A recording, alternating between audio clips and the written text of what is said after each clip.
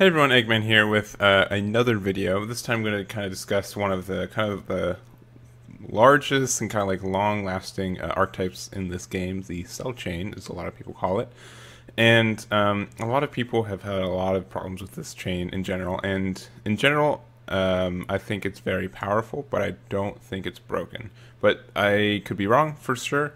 And the line between that can be really blurred, especially depending on the meta and a lot of other factors that we can get into. But in general, I don't think that's the problem, and I really think that the problem is the Android 17 leader. That I don't think anyone has ever called him out as being a problem, but I think it actually is a lot more troublesome than people give it credit for, and is actually probably a little bit unhealthy for the game. So let's jump into it. So let's go, boom, right there. So here are all the androids and kind of not all the cell cards, but just kind of a medley of cards that I want to talk about. And let's start with the cell chain. And kind of I have these sprawled out by release date. So like these were from set 2. This is a promo from around that time. Set 3 is here. This is tournament. What is it? Tournament of Power. This came out of themed, what from the Ultimate Box, and these came out of set 5. So I know there was like the red Android 18 from World Martial Arts Tournament, but we're not going to talk about that one because it doesn't really do anything. And then also, I think this is mainly the cards that people talk about and use. So I'm just going to talk about those. And then also there's the cell chain. There's other cells, but really this is the main one, and people sometimes splash file replication into it. So let's talk about growing evil life form cell. So part of the reason that this chain is really volatile in a lot of ways is because you're able to just do it on turn 3. It's a turn 3 chain, and during your chain you get to so you neg 2 cards, but you actually only neg after you're evolving into this guy, you only neg 1 because you get to draw 1 card, and then technically 0 because you blow up something on your opponent's side of the field. And then afterwards, you get to, for another 1 card, you get into Perfect Force Cell, which is just a 30k double strike, big boy who also destroys your opponent's hand. And so when this card first came out, it definitely was something that was really strong, but I don't think it's something that was impactful as today's meta. And part of the reason that is because of, I'd say the big thing is from the Awakening. There's a lot of tempo gain that came around from Awakening just because you got to draw 2 cards. So it doesn't matter that you had to go from 6 cards down to 3 cards, because then you go back up to you'd be able to awaken, draw 2 more, you go up to back to 5 cards, a 6th one for drawing for turn, and then 7 when attacking with leader when you're awakened. So it wasn't as damaging back then, just because there were a lot of card swings and stuff like that. So it definitely hurt when it first came out, but since there are only awakened leaders, if it was something you played around and you didn't awaken until this guy came out, you could mitigate how much damage you did. And I think that's the big thing a lot of people have with Cell, is that you're not able to play the playstyle you like to beat it. And I think a lot of people fall into that problem. No doubt not every deck can play around it. I'm not saying that, and in a lot of cases it will just win because it knocks you down to 3 cards and you can't do anything about it. But something that this really reminds me of, and I might lose a lot of people with this reference, but in Super Smash Bros. Melee, there's a character called Jigglypuff. For people who aren't aware, Jigglypuff is probably, I think she's in the top 3 best characters in the game, and one of the top 5 players in the game mains Jigglypuff completely. Is the only character they use, and their name is Hungrybox, and they only use Jigglypuff. And for people who don't know that, and part of the reason that she's so good is because she kind of forces your opponent to play into Jigglypuff's game, right? You can't really rush her down because she can just react and punish you for going in too hard. And what it really forces a player to do is it forces them to slow down, play smartly, and a lot of players can't do that. It's something, especially with a lot of characters, they're not able to slow down their game. They're used to playing their own game where they play as fast as possible, And with this and with Cell, I see just a similarity of where you have to play the game differently if you want to win it. And that doesn't. So the two issues with that I see is that one, it could be unfun, and that's something that you don't look at from a competitive sense as much, but definitely someone who wants to know if a game is healthy. If you have this play style that not only is it really powerful, but if you want to beat it, you have to play very unfun, then that could be an issue. And I think a lot of people run into that issue of, yes, I can beat this deck, but I don't have fun doing it. And I completely understand that. And just the other thing is just, it's just very powerful. And so, how do we get over this? And so, this is what it was like when it came out in set 2, and at the time also when set 2 came out, we only had these, we had 2 17s and 2 18s, the 3 drops and the 5 drops, and then I guess the promo. I think this came out like I don't remember when this came out, but it came out, it wasn't immediately. And so, you could run 4 of each, and then you'd have 20 cards, and so you got another 30 cards to get you there. But so you'd run 17s, and these, if you look at these 17s and 18s, they don't really do anything, especially these 5 drops, which would be a little bit hard to get out. But like, for example, the 17, when you play this card, you may place 1 card for your hand in drop area. Or sorry, when this card attacks, you may place 1, and then you can choose an Android 18 and switch to active mode. This is the same thing, so you can do some cute recursion of swing of 17 and untapping 18 and then letting her untap 17. It's only once per turn, so it's not that, but you can get 2 extra attacks for dropping 2 cards every hand, which could be really powerful. And then the 5 drops, more of, oh, what? All right, it looked like untap crashed. If we look at these 5 drops, which could be 4 drops, but it just says, oh, double strike. When this card attacks, draw until you have 4 cards in hand. We have a 3 drop that does this now that also has critical, which is really good. And then also we have like this exterminating Android 18 with this attacks the leader card. Your opponent chooses 1 card from their hand and place it in the drop area. Like if you really want to do that, you have like the 3 drop Go 10 and Go Tanks, and there's stuff like that. The only one that was kind of good was this one. If either card is Android, the opponent cannot draw cards when the leader card activates Awaken. And this sees some niche play, but since there are not as much Awaken, or there's a more pool than just Awaken leaders that draw 2, then this card seems not as good, but you can still tech it in if you know, like game 2, that you're playing against that. So, but yeah, so those are the Androids that we had at the beginning. And so if we have this Android 17, Android 18, let's see, that doesn't seem as powerful, right? Because you only have, like, you're making these guys 2 drops, which aren't super powerful, and these guys 4 drops, which once again, they're powerful, but not like they're not broken at 4 drops. And so that was good. And then also, if your life is 4 or less, you can, everything is a 5k pump. That's okay. And even the, where's the default face? Yeah. And so even this is Awaken 2 at 6 or less life too.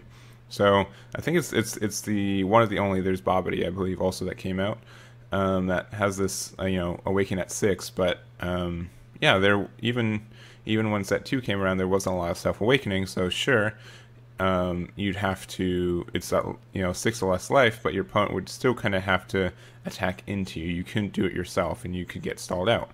And so that's why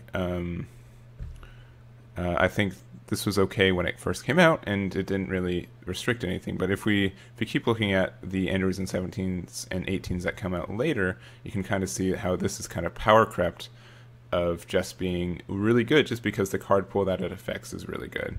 Additionally, as we have more awakening targets and more things that can self-awaken, being able to awaken on turn 1 or turn 2 is really powerful, especially if you're trying to find all the pieces you need for Cell Chain on turn 3.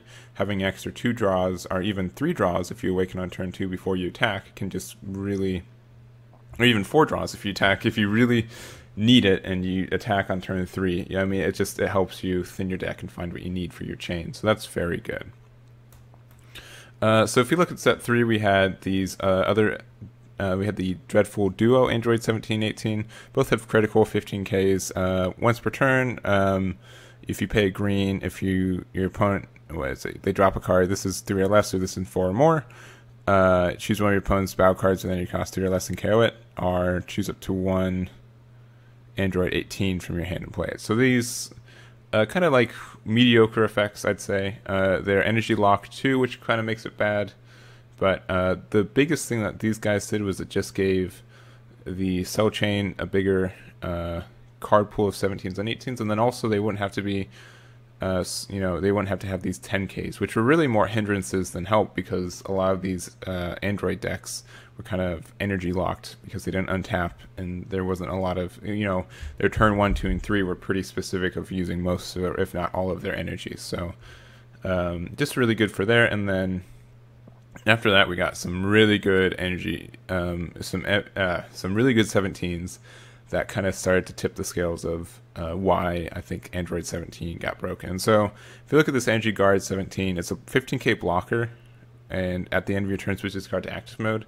So if you just put this down on turn 2, it does 2 things. One, you can attack into something. So if they have like a Kaba or something that they attacked with, or even like a Goten, you can swing into there for no consequence because it untaps at the end of the turn. And additionally, like if your opponent wants to like KO this thing, you have to sometimes invest 1 or 2 cards just because it's a 15k on turn 2, which even now is kind of a little bit above the curve. So that's really good. And then even this guy, so a barrier blocker on turn 3 is already powerful enough. But when you play this card, if your lead card is green, which it always will be with Android 17, choose one of your opponent's battle cards and KO it. Like, that's crazy. Just being able to drop this guy on turn 3, being able to blow up something and have a blocker barrier is really good. Especially, once again, since Android 17 is a bit of an energy-starved deck until turn 4, which, if an aggro player tries to knock them down, you can just play this on turn 3, blow up their Goten, and then you can block yourself. Have it like a barrier blocker in case they try to go all in with a mirror or something. It's very good. And then lastly, on set 5, we got probably what I think is kind of like the straw that broke the camel's back. We got this Deadly Defender Android 18, which is just stupid coming out on turn 2. Being able to have a 20k barrier come out on turn 2 is really powerful. And then also, since it can do the, it's a Deadly Defender, right? So you get block, and then you can protect your leader from stuff is really powerful. And also, just because the other thing is, for all these blockers that just can be really obnoxious, if you have 4 or less life, this thing is just a 20k thing still, and 25k in your turn, but just a 20k thing for 2 energy that can block your life is really powerful. And also this Endless Malice Android 17 is really powerful too, just because it's just a crit. I mean, it's a 15k crit for a turn for 1 energy without having to hit your life like the Goten, so that's really powerful. He's probably okay, but it's just I'd say these Android 18s and these 17s just promote kind of like a really stall-based kind of unfair advantage, right? Being able to play these guys above the curve and being able to just sit there until you get your cell chain to decimate them, right? And I think that's just something that comes with having this leader, right? And if you look at a lot of the reasons why, like a lot of the broken decks, it always comes to the same thing. It's being able to cheat cards out for less energy. If you look at Swap, the idea of being able to get a 2 energy out for 1 energy is broken. If you see, with all the energy manipulation that Blue gets to do and all that other stuff, a lot of that is what is currently the best thing in the game, because you're able to get things out faster, more consistently, or more of in general, just because you can manipulate your energy. And that's what I'm seeing this Android 17 leader do as well. You're able to pretty much get these cards out for free, or 1 less cost, which on paper doesn't seem super broken, but when you have an archetype like Android 17 and 18, which is has a lot of lore in the game and has a lot of cards that are being willing to are ready to be made, you run into this issue of not knowing how to balance a card. And I see this a lot in other games too, where they make this one card that's really powerful, and that really stagnates development of cards around it, because then it quickly tips to broken.